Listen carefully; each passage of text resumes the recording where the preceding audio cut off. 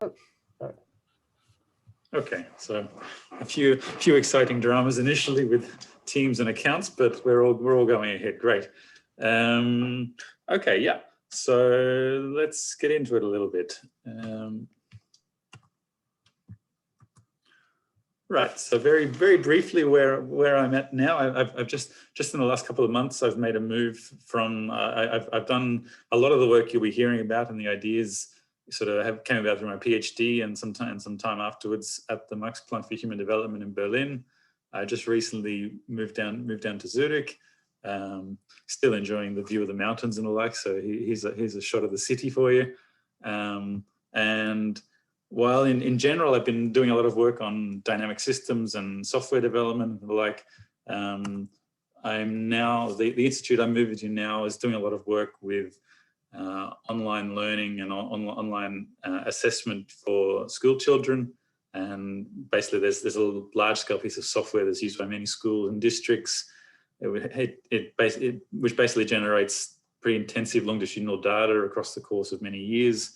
And we're interested in changes in constructs and course content, and as well as getting into some individual level prediction and approaches to optimize student learning and the like. And to do this kind of thing, we'll be leveraging the sort of raw performance data, so whether they're getting the questions correct or incorrect, as well as some of the additional data behind the scenes, so how they're using the software and the particular context they're in, this kind of thing.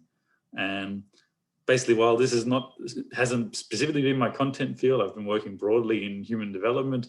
It offers a lot of scope and need as such for pretty big model development, because we're being interested in both outright prediction performance as well as sort of more genuine scientific inference about what do the parameters mean and can we work with them in other regards. We've got some chat. Is there any sort of question?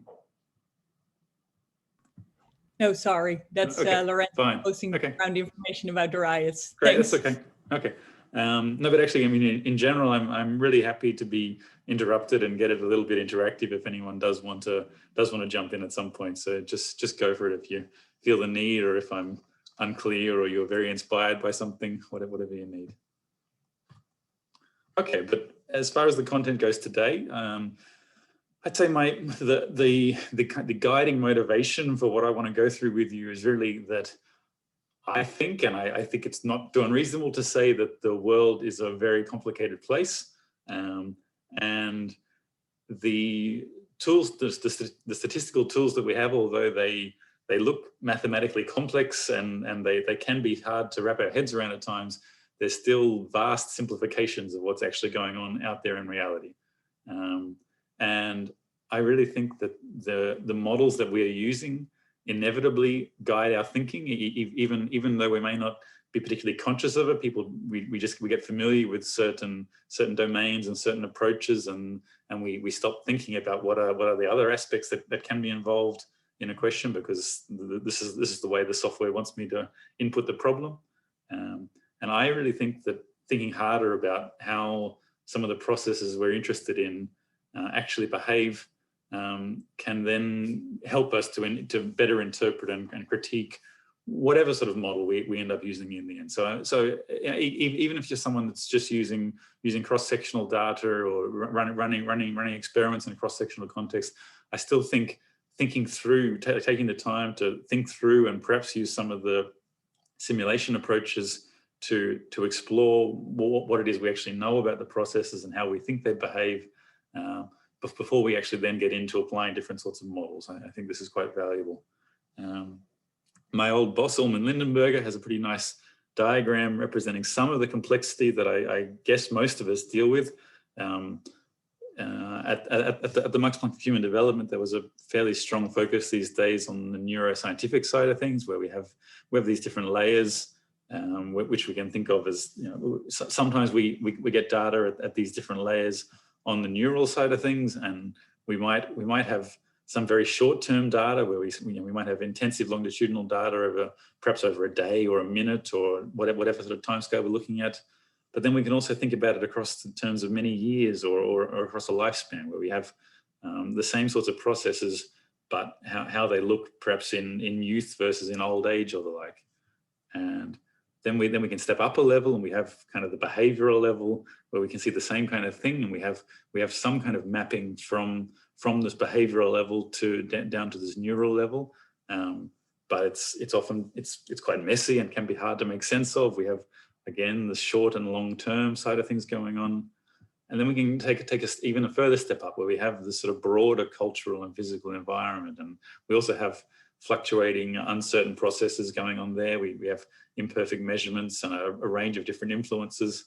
And so while sometimes we might only be looking at one little piece, still bearing in mind that it's influenced by this large scale system, and considering how it may be influenced is, I think, really important and really valuable.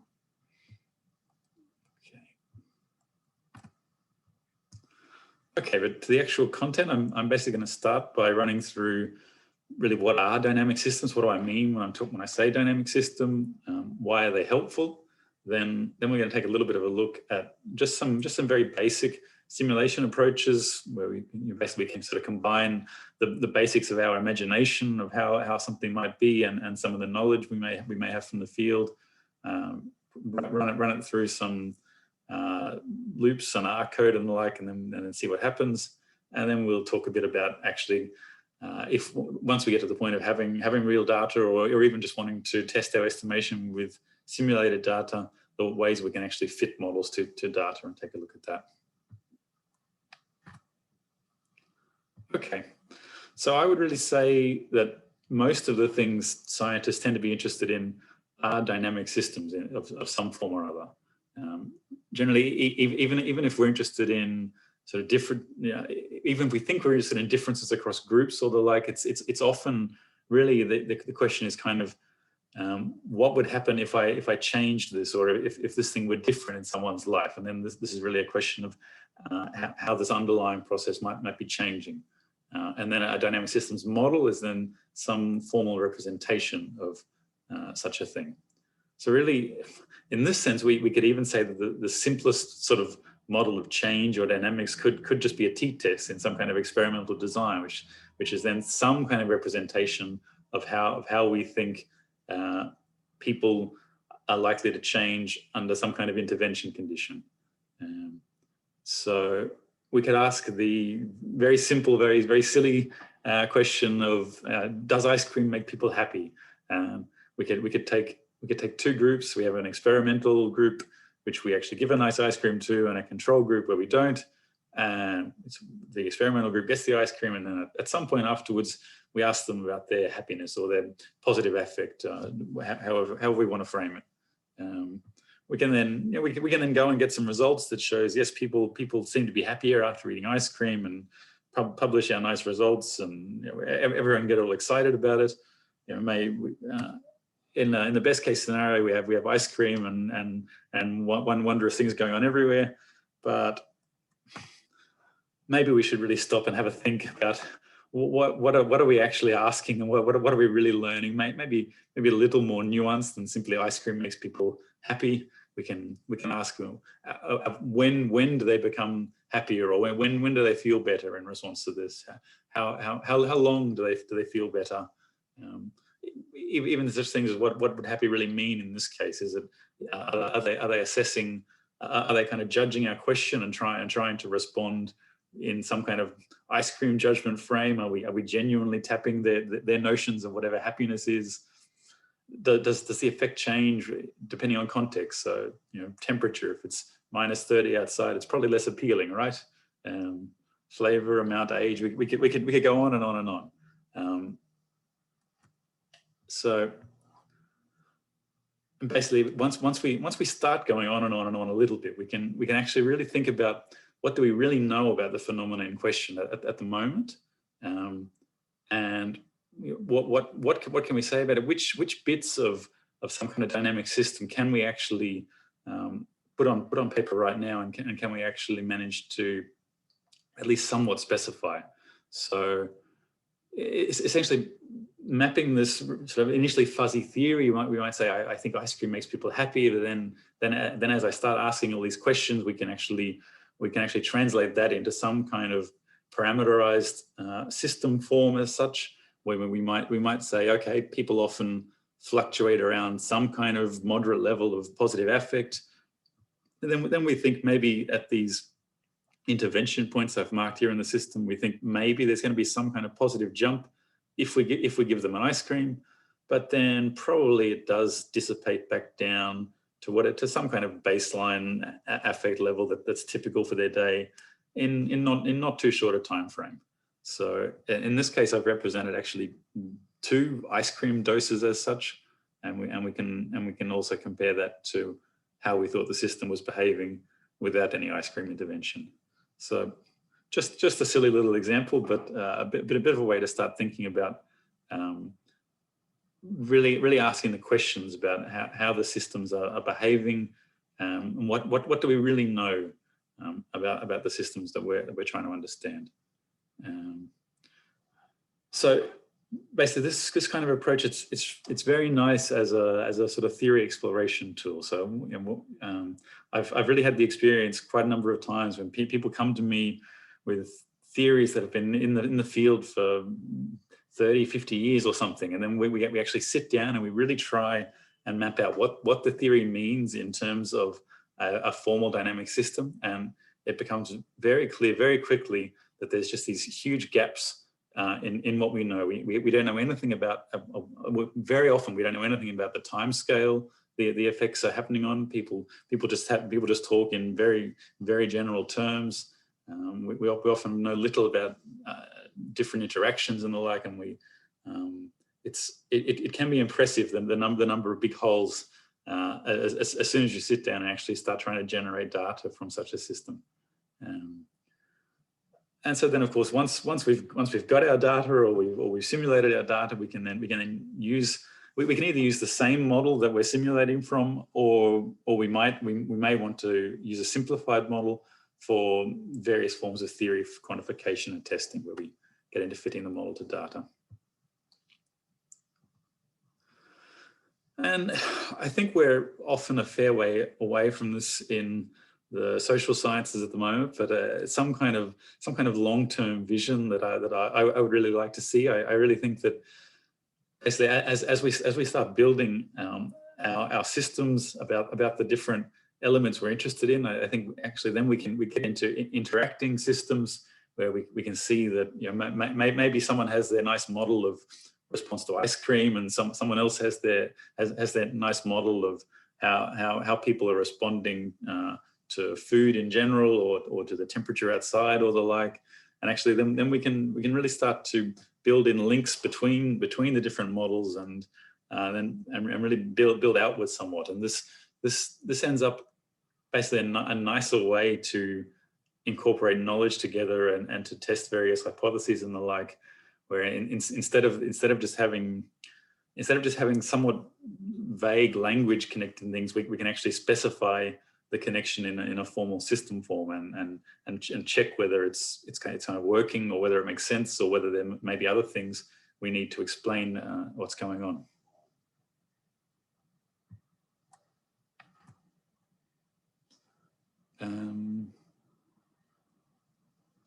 Does anyone have any questions before I move on a little bit here? Or shall I just keep going through? Yeah, I don't see any questions that have popped up in the chat. Of course, usually people are only able to ask questions via the Q&A box, but now that we have moved over to Zoom, I think one of the greatest advantages of today is that you can ask all of your burning questions actually live. So if you want to ask a question, please just raise your hand and we can give you, let you speak out loud. So yeah, if you have any, feel free to raise your hand, but no, I don't see any yet. Thanks. Okay, so how do we start thinking in these terms? How do we start building our systems up? I think a really, in general, the latent variable framework is quite powerful. I think in some regards, as we extend it across time, it's probably more accurately characterized if we talk about a state space representation in some regard, where we can basically discuss the fact that we have these interrelated systems at some level. So we have, in some sense, latent processes fluctuating around. We might be interested in a person's cognitive ability over the lifespan in combination with various context effects, like what school they're going to, all these kind of things, or various affective type processes. So, but these are all at the construct level, and they're not, we don't directly measure them, but then we develop ways that we believe that to measure these constructs, and so then we have these kind of ongoing systems that keep interacting and behaving whether or not we're observing them. And then every so often some scientist rolls along and tries to draw some observations of the process and try to understand the system a little bit. And there's likely quite complex dependencies between the two. I mean, structural equation modeling goes some distance in terms of actually just allowing multiple different sorts of measurements of the same thing. But it's also somewhat limited in terms of the linear factor model at times. But it can be quite a nice start for thinking about this side of things. And now, just to get a sense of what a dynamic systems model is really doing as we kind of look at it in a software case. So if we have such a model, so in this case, it's actually using just publicly available data on the sunspots from the sun over the last 300 years or so. So it's not anything psychological or sociological, but it's some nice easy data that's available. We have some kind of model for how the next year's sunspot activity is related to the previous years, and the model's not at all perfect. So we have quite some error. So basically we have some initial prediction, and we're following along the red line, and then at this point we get to one of these red dots, which is a measurement occurrence. So at this point then we have a measurement, and the system updates itself in the direction of and sometimes quite close to the new measurement, but not necessarily directly to the measurement, because the measurement can also have error. And then the system processes along until we get to another observation, and so on and so on. And we can see here, for instance, we have a longer time period without any observations occurring. So at this point, we have our model making predictions forward in time, and then we get an update here. But because we've gone so long forward in time without observing anything, we have quite a lot of uncertainty about where the next observation will actually fall. Whereas when we have these shorter spaces, we have a bit less uncertainty.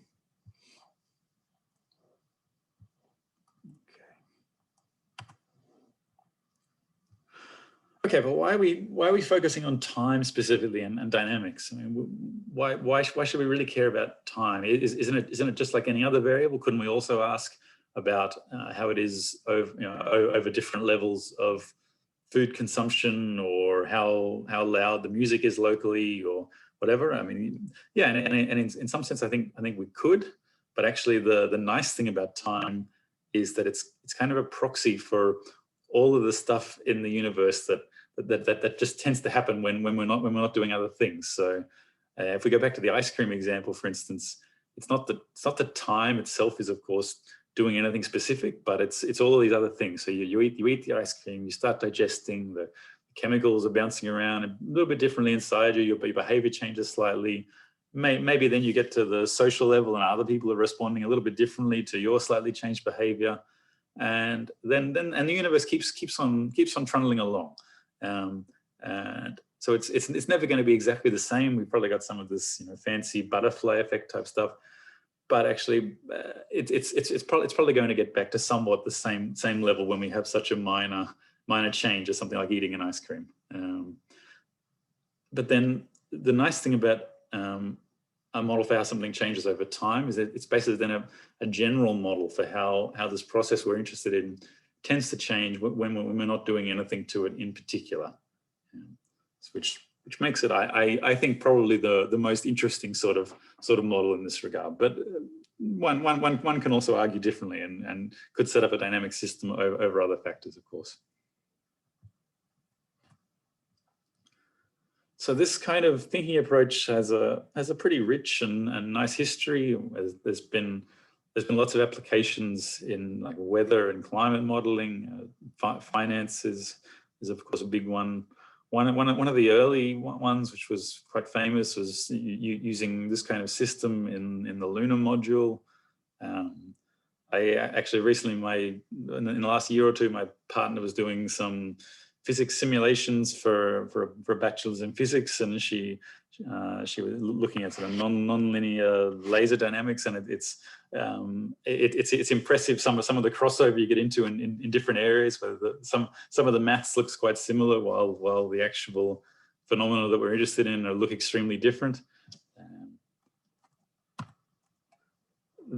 Some of the nice things about taking such an approach is really that taking this dynamic systems view offers quite a nice scope for extracting predictions forward in time. And we can really, and if we talk about forecasting, the simplest form basically is that we base our predictions forward in time on just the earlier time points we have. So I'm not sure, maybe I'll try and wake everyone up. So if you can actually try and drag out somewhere either at the top or bottom of the screen, you should have an annotate function, and you can actually, whoever feels like it can actually draw me a prediction of where they think this little red line is heading to. See how many of you out there are actually awake.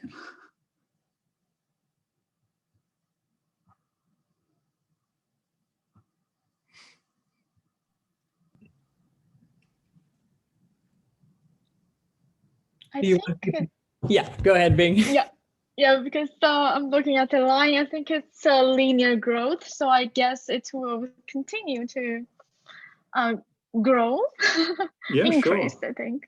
Yeah, but do you want to try and draw it, or we can also just move on. So okay, so we think it's linear growth, so it's going to keep on going up. So let's have a look what's happening. Okay, actually we still don't know what's happening with the red line, but we've observed a few other subjects now, and we actually see that at least in these other subjects we don't have the linear growth so much going up there. They actually seem to be tapering off somewhat. So what would you do? Would you want to change your prediction of where that's going now, do you think? So yeah. Yes, I think according to this new figure, it's more like non-linear. I will try to use some Yeah. I think lines or yeah. Right. Yeah. I think that would be probably a better approach, right? So basically, what we've done here, although we don't have any extra information on the subject we're interested in particular, we're basically assuming that there's some kind of similarity between whatever subject we're looking at and we're interested in and the other things that we've measured. And this is usually pretty viable in the social sciences. I mean, as I've got in the text here, I mean, there are usually some similarities between people, and when we compare people to all the other sorts of things in the world, there's at least some reason to think that we behave somewhat similarly, and we can learn things about one person to an extent based on things about other people. This is what we hope, and this is the goal in general, I think. Okay, so we leverage the knowledge of the other subjects, and then we actually do have some kind of similar pattern, this tapering off sort of pattern. And in this case, actually, we weren't looking at human subjects. This was actually some of the earlier data on the corona side of things. So for anyone playing along, we've just done some amateur epidemiology.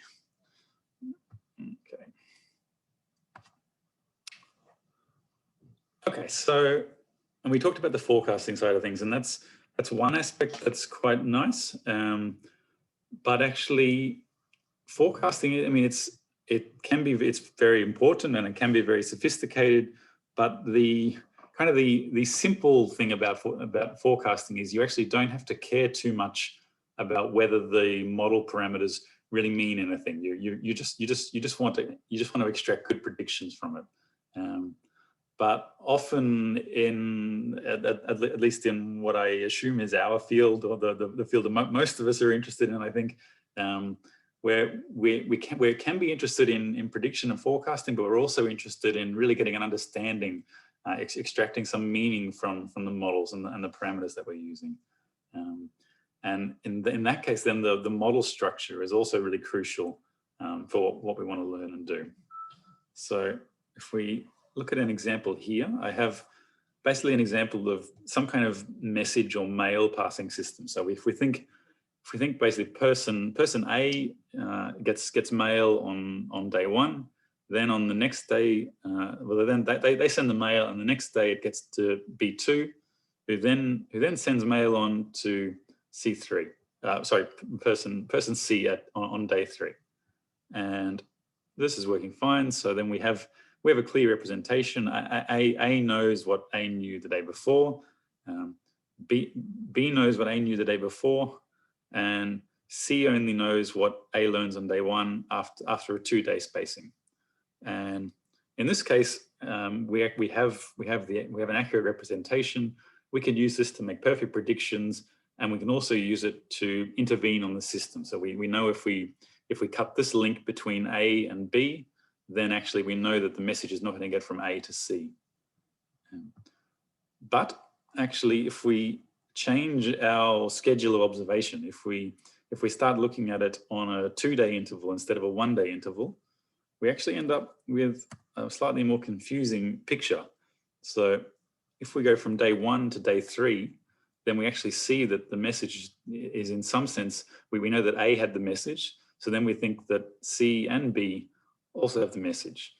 And in terms of simple prediction or forecasting, this is totally perfect.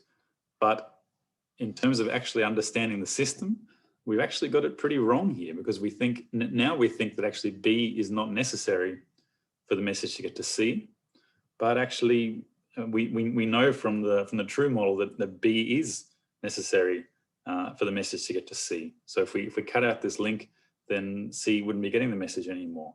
And so this is really quite an important part that often gets overlooked as people start thinking in the time domain and turning to regression or structural equation type models, where they don't necessarily think a lot about the underlying process directly, but there's kind of the assumption that the process just tends to evolve at whatever time scale people have happened to observe it. Maybe we've observed things once a day, maybe we've gathered data once a year, whatever it is.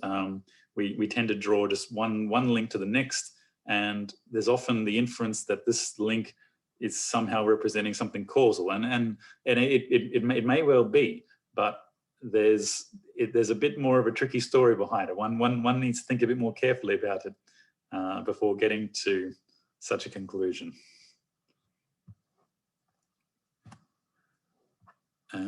Basically, it's a somewhat different take on the same kind of problem.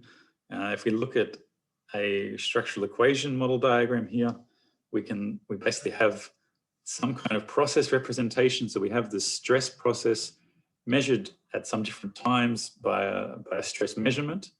And I'm actually representing the length of time passing by the length of the arrow here. And so we can see basically that we have some shorter time period and then some longer time period. And in this model, these are represented by the same parameters. We have the stress autoregression parameter. And in this case, then, this stress autoregression parameter, it will end up being some kind of mixture of the true parameter as such. So in this case here, where it's a shorter time interval, we would likely expect some kind of higher autoregression strength, so a stronger relation between these two latent variables or these two observations. While given that we have a longer time period here, we expect that stress at T1 is less predictive of stress at T2, so that we should expect a lower weight here. But if we take a classic SEM type approach, often this gets a bit mixed up.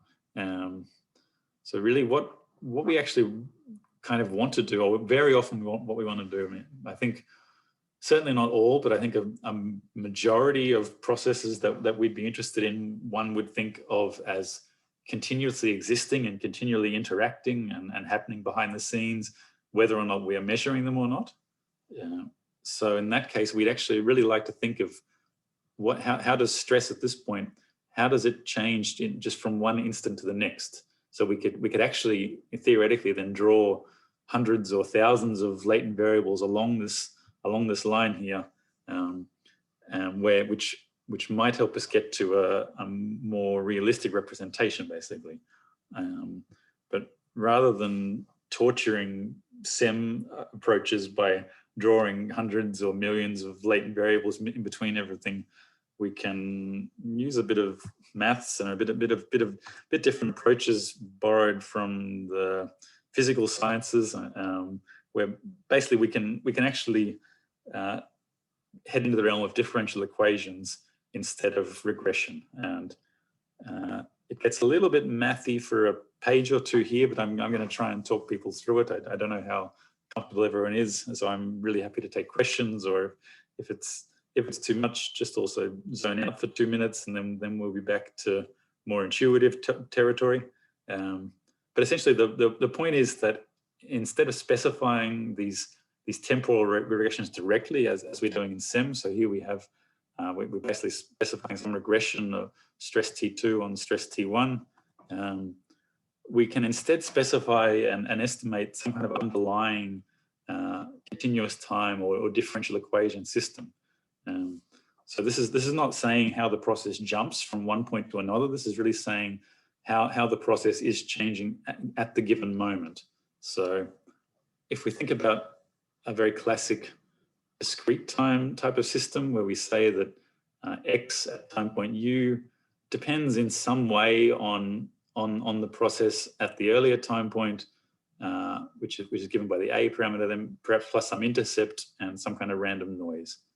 We can actually take the same kind of representation, but look at it in a differential equation form, where we say actually that the change in x at a particular time depends in some way on x at that moment, plus some intercept and some random noise. And then once we estimate that sort of model, we can then basically draw from that expectations for any length of time that we like. So whether if it's a short interval, then we can borrow we can use the mathematics of solving the equation to compute a shorter step forward, or if it's a longer interval, we compute a longer step forward. That then can give us something like this diagram below, where we can see, for instance, that in a continuous time system, basically at time 0, so when basically 0 seconds have passed in the system, then then A has basically a perfect prediction of A. So we have a strength of 1 on the discrete time autoregression effect. But at this point in time, B and C have given no influence on A.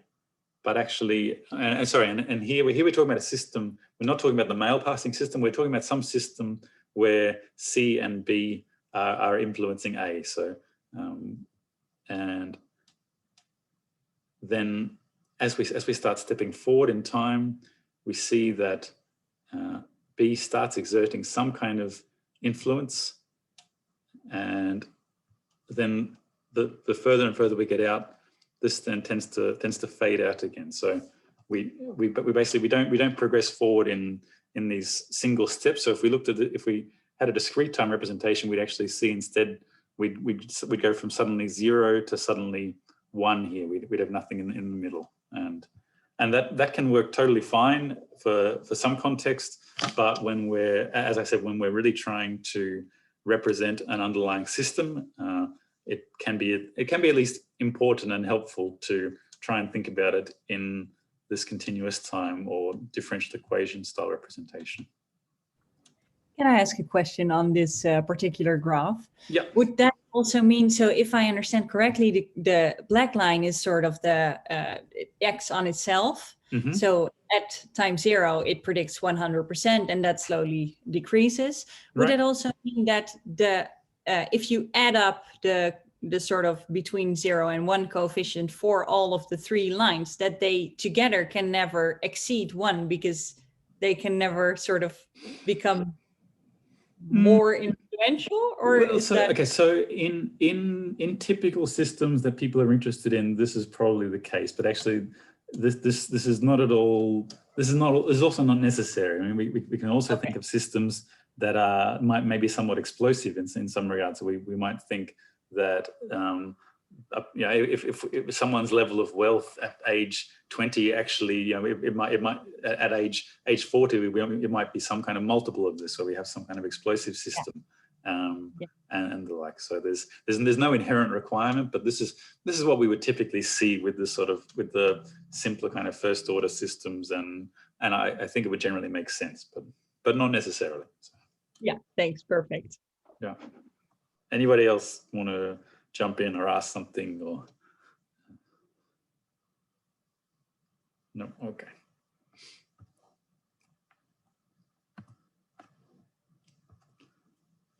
Okay, so just a very brief step back and basically a 3-minute intro to differential equations for anyone who's not so familiar.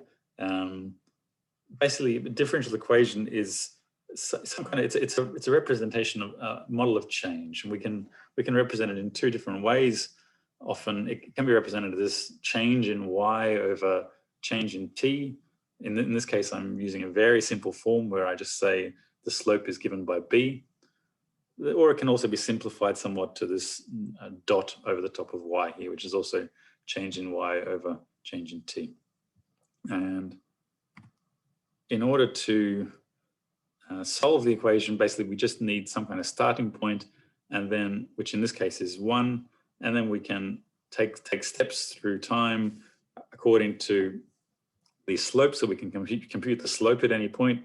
In this case, it's very simple. We know that the slope is always just b. So, and here we specified b of 0.5. So we're just stepping forward. For every 1 step in time, we're adding 0.5 to our system. That's about the simplest differential equation you can get, I think. But we're, of course, interested in somewhat more complicated phenomena than simple linear growth with nothing going on. In this case, maybe it's nice for some of you to try thinking along again. So if we observed some group of subjects here, we have some kind of noisy measurements, and we're again trying to make predictions of what's happening in the system here. So I guess if for most of you, it's at least it's clear somewhat that we're likely to have some kind of prediction heading out through the middle here. I guess at this point we don't know too much specific. And if we then look at this subject colored in red now, we have a lot of noise. We actually, I'm not sure if knowing that this is all data from the one subject actually helped us a lot here. I think we're still likely to make a prediction heading out somewhere through the middle here, unless anyone thinks differently. Okay. So, and yeah, I mean, so in this case, we've got some kind of prediction going out through the middle, but we have pretty high uncertainty about where they'll actually be at any point in time. And this is a nice representation of what I would call measurement error or unsystematic noise. But we can also talk about a different sort of noise where we have some kind of consistency to it. So even though we may not be able to predict where the system is going at any point in time. So if we're at this point here, we may not know whether it's going to jump upwards or down, but we know that it will only jump a certain amount, and that then gives us some kind of structure to the system. So if I then ask for a prediction about where this individual is going to go, I don't think too many of you would be predicting straight out through the middle anymore. I think we'd at least be starting somewhere down the bottom, and then maybe we'd head back up into the middle, or we might stay down here.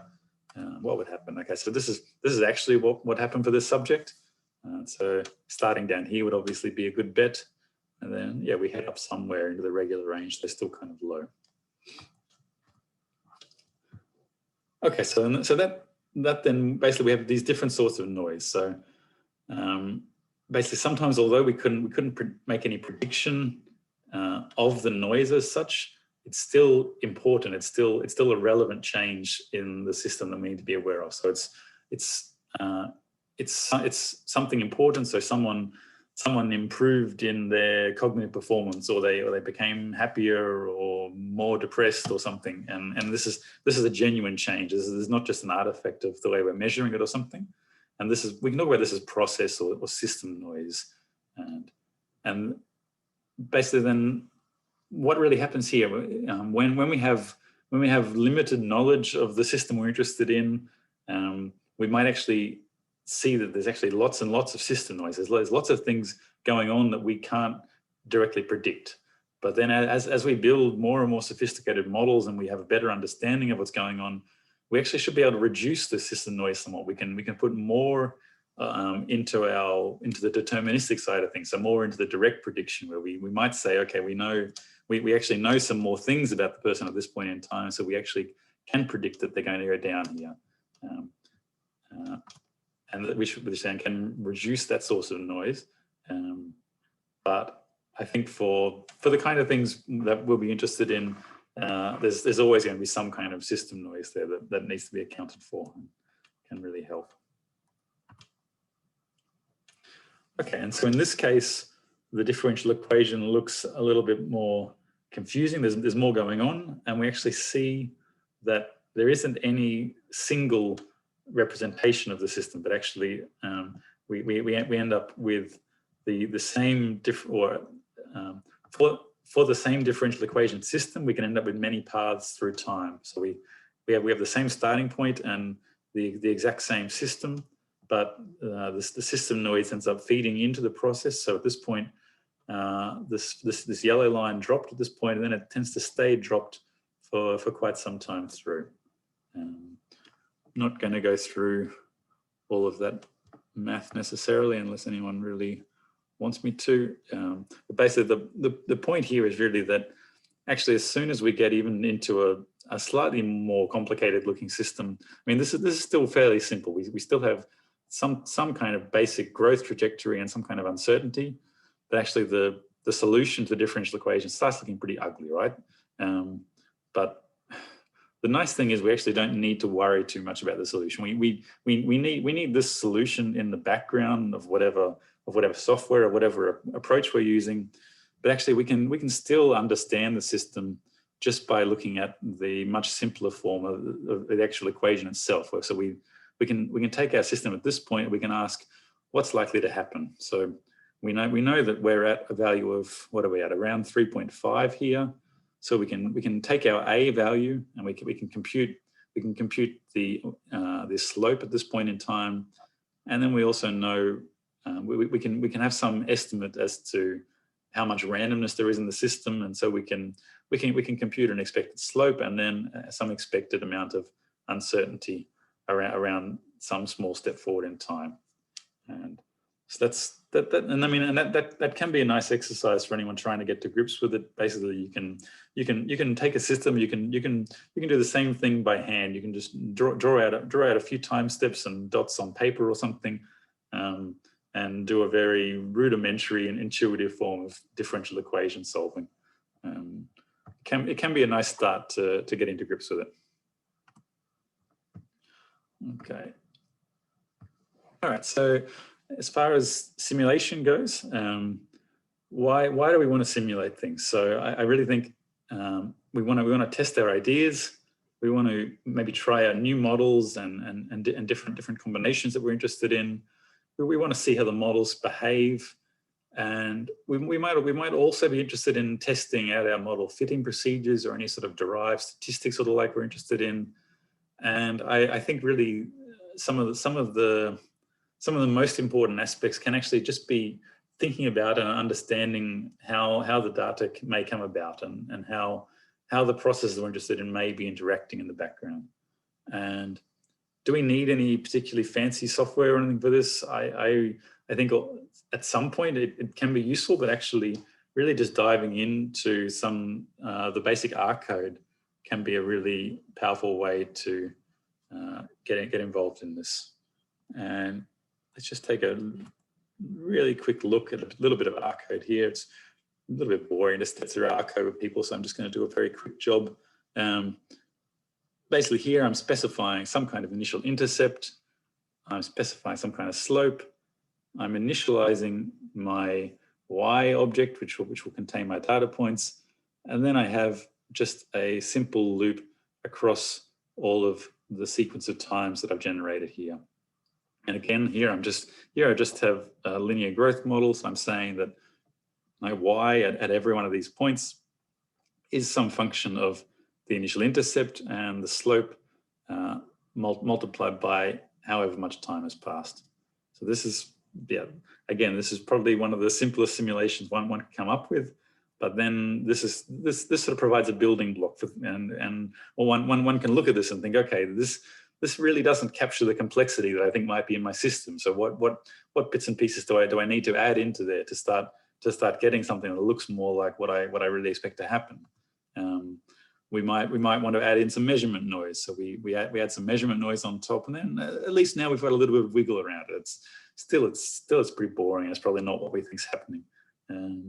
So then maybe we want to build in multiple subjects. In this case, then I've actually sampled.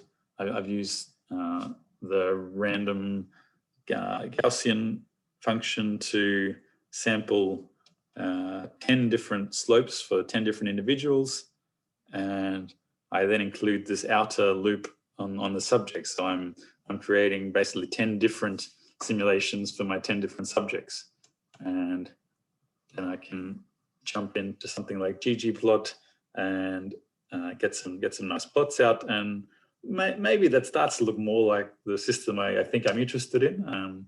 I don't know, it depends, but it's at least more in the direction of a common sort of model that people tend to fit. But still, we might think that there's a range of factors that in there that we haven't yet built in. So we can then go back to our loop and start adding in more and more, and really the sky is the limit in terms of how much you want to build in there.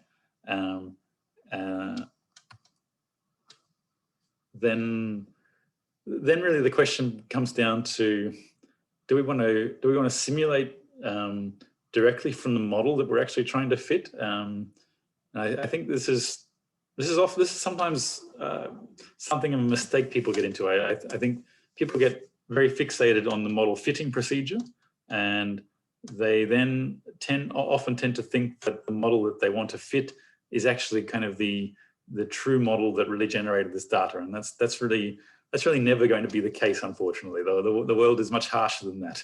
And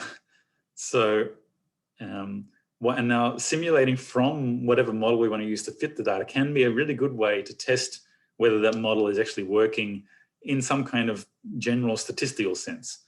But very often we actually want to go further to really think about whether the model makes sense for the specific case that we are interested in. We might need to build in some more domain expertise. We want to try out some different things. We maybe don't know under which distribution things are drawn or what the possible range of interactions are. So we might want to test out some different varieties, and then we might want to see whether the model we're using to fit actually, whether it still gives sensible answers under the range of conditions that we think can actually make sense here. And if it's not giving sensible answers, then we need to rethink the modeling side of things. So it's of course a how long is a piece of string type question. There's no perfect answer to it, but I really think it's just very important to include, of course, any effects that you think may be important, and really just to try some things out, vary the assumptions and explore the different boundaries and sensitivities. Okay, so then getting to the estimation side of things, this is where a lot of my time went into developing the software package and getting this side of things working. So yeah, ctsem started heavily from the SEM framework, and it's now better thought of as a state space or hierarchical state space modeling. I think it basically lets us specify these kind of dynamic systems. So in this case, we have two processes that we're interested in. We have some kind of matrix of relations between the processes and some kind of system noise out here.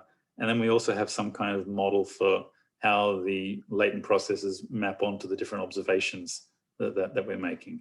And basically ctsem lets us specify such a model with data gathered at any kind of time interval, with any sort of pattern of missingness or the like.